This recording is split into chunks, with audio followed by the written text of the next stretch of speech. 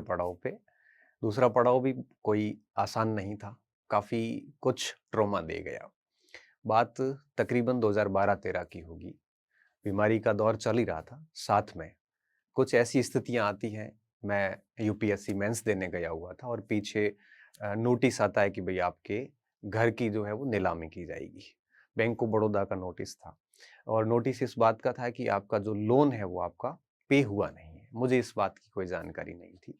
कुछ ऐसे चीज़ें हो गई थी, कुछ ऐसे डिसीज़न ले लिए गए थे परिवार के द्वारा कि ठीक-ठाक एक डेफ़िशिएंसी चल रही थी, घाटा चल रहा था, पैसे समाप्त हो चुके थे और कंडीशन ये थी कि ठीक-ठाक 3-4 करोड़, 5 करोड़ का मामला जो है हमारे ऊपर था। अब इस कंडीशन में मैं वापस घर जाता हूँ और देखता हूँ कि घर को कैसे बचाया जाए और किस तरह से जो लोगों से उधार लिए गए थे, जो ब्याज पे पैसे लिए गए थे, उनको रिटर्न कैसे किए जाएँ। और मारवाड़ क्षेत्र के अंदर ब्याज की बड़ी समस्या रहती है। लोग इन्फॉर्मल सेक्टर से जो ब्याज में पैसे दिए जाते हैं, वो आप मान के चलिए कि 70 से 80% के हिसाब से पैसे दिए जाते हैं। लूट एक प्रकार से मचाई जाती है। होता यूँ है कि जब व्यक्ति मजबूर होता है तो उनको पैसे लेने पड़ते हैं और देने वाला उसको अवसर के रूप में ले लेता है। और 60-60, 70-70% के हिसाब से हमने उधार ले रखे थे लोगों से और अब उनको रीपे भी करना ज़रूरी था, घर को बचाना भी ज़रूरी था। मेरी सैलरी उस समय 11,100 रुपए थी, तो इतनी मेरी क्षमता थी नहीं कि मैं वो सारे पैसे उतार सकूँ। मैंने घर के जो गहने थे मेरी वाइफ़ के भी, मम्मी के भी, सिस्टर्स के भी, उन्होंने जितना हेल्प करनी थी कर ली, गहने सारे बेच दिए। अब गहने बेच के आप ज़्यादा कुछ कर नहीं सकते। ज़मीनें कुछ थी, वो भी हमने बेचने की कोशिश करी, कुछ ज़मीनें भी बेची। फिर भी अमाउंट इतना अधिक था कि आप उसको किसी भी सूरत में इस तरह से निपटा नहीं सकते थे और हर दिन कभी पुलिस का आना होता था, कभी माँगने वाले लोगों का आना होता था। अब मैं जॉब के साथ में बीमारी को भी झेलना और ये आर्थिक संकट सबसे गंदा संकट माना जाता है। कहते हैं कि व्यक्ति को नींद आ जाती है, ब्याज सोता नहीं है।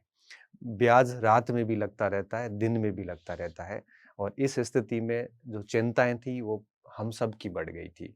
घर में इनकम का कोई सोर्स नहीं था उस समय सिवाय मेरे और किसी के पास में कोई ऐसा नहीं था। मेरे घर वाले सारे खेती-किसानी का काम करते हैं और हमारे उधर आज भी भूजल का स्तर इतना कम है और नहरी क्षेत्र वगैरह कुछ है नहीं, तो हमारी एक ही फसल होती है खरीफ की, वो जीवन निर्वाह कृषि होती है, हमारी कॉमर्शियल कृषि आज भी नहीं होती। जब भी ऐसा समय आता है, तो उस समय आपकी कॉन्टैक्ट लिस्ट कितनी भी लंबी क्यों ना हो, बहुत चंद लोग होते हैं जो आपके साथ खड़े होते हैं और अधिकतर लोगों का रिएक्शन ये होता है कि वो आपको रिस्पॉन्स नहीं करेंगे। ऐसे कई किस्से मेरे साथ हुए। ये घटना मुझे इस समय की याद आ रही है।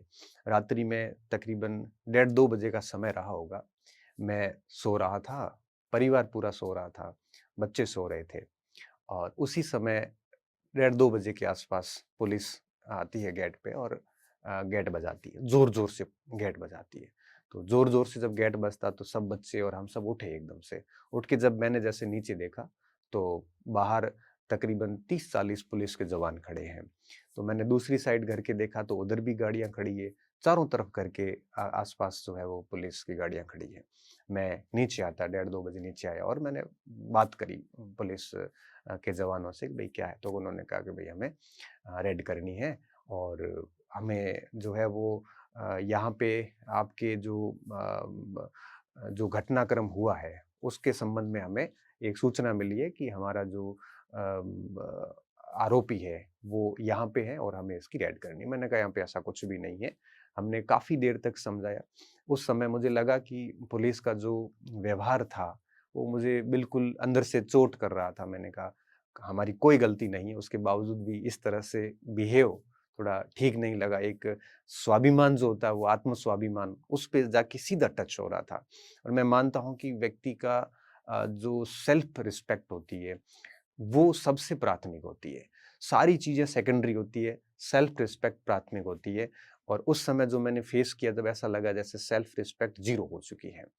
पुलिस ने अपना काम किया, कुछ भी नहीं मिला, चले गए और फिर मैंने सुबह वापस अपने साथियों से बात करी, कई लोगों से बात करी, तो ठीक है, किसी ने भी वापस वही हमें उम्मीदें ज़रूर लगाते हैं कि कोई इसमें भी मदद करेगा, बट ऐसा कोई भी व्यक्ति उस समय 2-4 लोग ज़रूर थे जिन्होंने मदद भी करी, कोर्ट से लेके, पुलिस से लेके उन्होंने बात भी करी कि भई ये लोग इतने गलत है नहीं जितना आप उनको समझ रहे हो, क्योंकि इकोनॉमिक क्राइसिस को लेके कुछ केसेज़ हुए थे, उस सिलसिले में वो रेड पड़ी थी।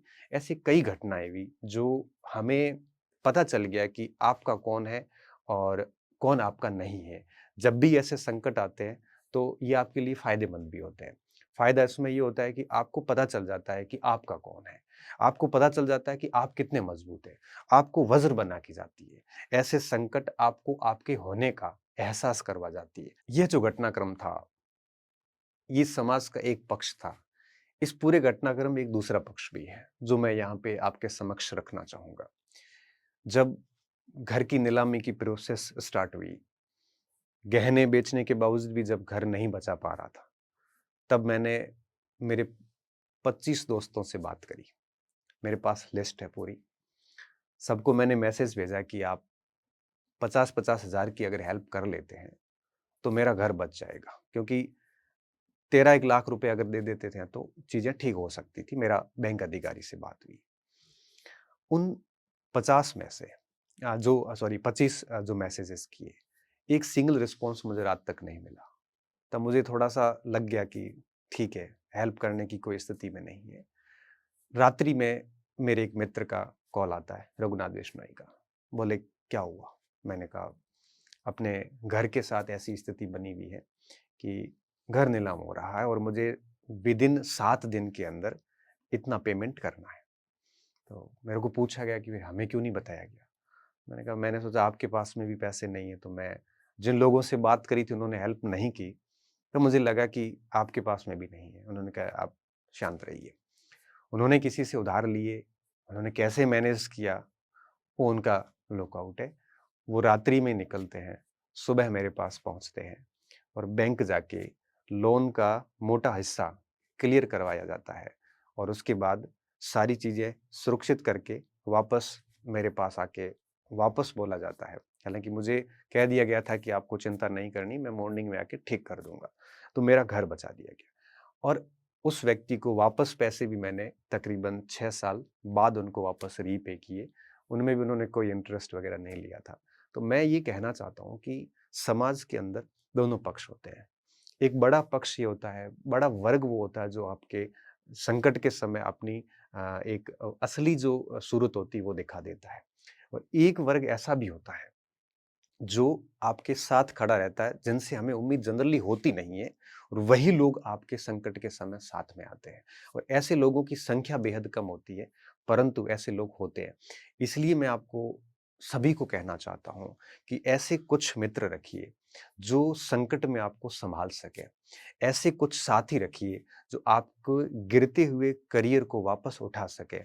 ऐसे कुछ साथी रखिए, जो आपके कंधे पे हाथ रख के ये कह सकें कि आप चिंता मत करिए, हम आपके साथ हैं। ये था दूसरा पड़ाव। अब मेरे जीवन की इस यात्रा का एक तीसरा पड़ाव भी है, जो मुझे लगता है आपको जानना चाहिए। दरअसल 2013 में मेरी शादी हो गई। उसके बाद है वो 3-4 वर्ष तक कोई प्रेगनेंसी नहीं थी, बच्चा नहीं हुआ। तो घर परिवार वालों ने भी थोड़ा कंसर्न जताया कि बेबी हो जाना चाहिए। तो इस सिलसिले में मेरी धर्मपत्नी कंटिन्यूअसली हॉस्पिटल्स के भी चक्कर निकाले किए। मेरे को भी कहा गया कि आप चलिए, पर मेरी स्थिति ये थी कि मैं हॉस्पिटल्स वगैरह में ऑलरेडी परेशान था, खुद ही बीमारी से परेशान था। तो मैंने कहा जब भी होगा तो ठीक है, देख लेंगे। फिर मेरे बेटी हुई, उसके बाद में जब दूसरा चाइल्ड हुआ तो दूसरी भी बेटी हुई। जब 2 बेटियाँ हुई, तो उसके बाद एक नई तरीके की सामाजिक चीज़ें मुझे और फेस करने को मिली वहाँ पे। जब भी कोई आता, तो एक सिम्पैथी बताता कि बेचारे की 2 लड़कियाँ ही हैं, इसके लड़का नहीं है। घर, परिवार सब जगह से ऐसे ऐसे संवेदनाएँ जो है, उनको उनके ऊपर एक प्रहार करने की कोशिश होती है, एक सहानुभूति ब जताने की कोशिश की जाती है। तब मुझे कई बार यूँ लगता है कि जब मेरे बेटी हुई थी, मेरी पहली बेटी 2018 में 15 जून को हुई थी, कीर्ति का नाम है। मेरी लाइफ़ पूरी वहाँ से चेंज हो गई थी। मेरी बच्ची के जन्म के साथ ही मेरा घर नीलाम होने से कंप्लीटली जो एक किस्त तो उस समय भर दी थी, बाकी सारा 18 में हुआ था। पोज़ीशन वापस 18 मेरे पास आया। मेरा प्रोफ़ेसर बनने का जो टाइमिंग था, वो भी मेरी बेटी के जन्म के बाद हुआ। मेरी बेटी के जन्म के बाद सारी जो फाइनेंशियल क्राइसिस थे, वो सारे पूरे हो चुके थे। बेटी के जन्म के बाद ही मैं सारी समस्याओं से ठीक तरीके से उबर पाया था। तब मुझे लगता है कि एक बेटी कितनी भाग्यशाली होती है एक पिता के लिए, उस बात को मैं बहुत अच्छे से समझ सकता हूँ। जब मेरी दूसरी बेटी हुई, तो उसके बाद में जो मुझे यश मिला है, जो प्रतिष्ठा मिली है, जो बच्चों का प्रेम मिला है, जो समाज का प्रेम मिला है, जो सोसाइटी ने मुझे दिया है, मुझे लगता है कि वो उसी के कर्मों का परिणाम है। तो दोनों बेटियाँ हुई और दोनों बेटियों ने मुझे मेरे पूरे करियर और मेरे पूरी की पूरी जो इस यात्रा को एक एक अच्छी यात्रा में तब्दील करने में भूमिका निभाई। तो बेटियाँ जो है, ये एक पिता के लिए गर्व होती है, एक ग्रोथ का सूचक होती है। बेटियाँ कभी भी भार नहीं हो सकती। बेटियाँ आपके लिए हमेशा भाग्यशाली सिद्ध होगी, ये मेरा व्यक्तिगत अनुभव है। इसलिए उनके प्रति कोई सहानुभूति जताने की ज़रूरत नहीं है। उनको आप प्रोत्साहित कीजिए, उनको पढ़ाने का काम कीजिए और उनके साथ हमेशा अच्छे से पेश आइए। तो कहने का साफ मतलब ये था कि आप किसी भी स्थिति में हैं, आप किसी भी प्रकार के संकट में हैं, तो आपको हमेशा इस बात का ख्याल रखना है कि आपको संयमित होते हुए सारी चीज़ें करनी है। तो निश्चित तौर पे समय के साथ समाधान हो सकते हैं। मैंने मेरे लाइफ में ये 3 पड़ाव देखे, चाहे वो बीमारी का पड़ाव रहा हो, चाहे वो इकोनॉमिक क्राइसिस का पड़ाव रहा हो या फिर दोनों बेटियों का होना। ये तीनों चीज़ें जब मैंने देखी, तो मेरा अनुभव यह कहता है कि आप हर स्थिति से निकल जाते हैं, बस समय चाहिए होता है। आप कुछ समस्याओं के समाधान समय के साथ होते हैं, व्यक्ति के हाथ में नहीं होते हैं। अच्छे समय का इंतज़ार कीजिए और बुरे समय में शांति से काम करते जाइए।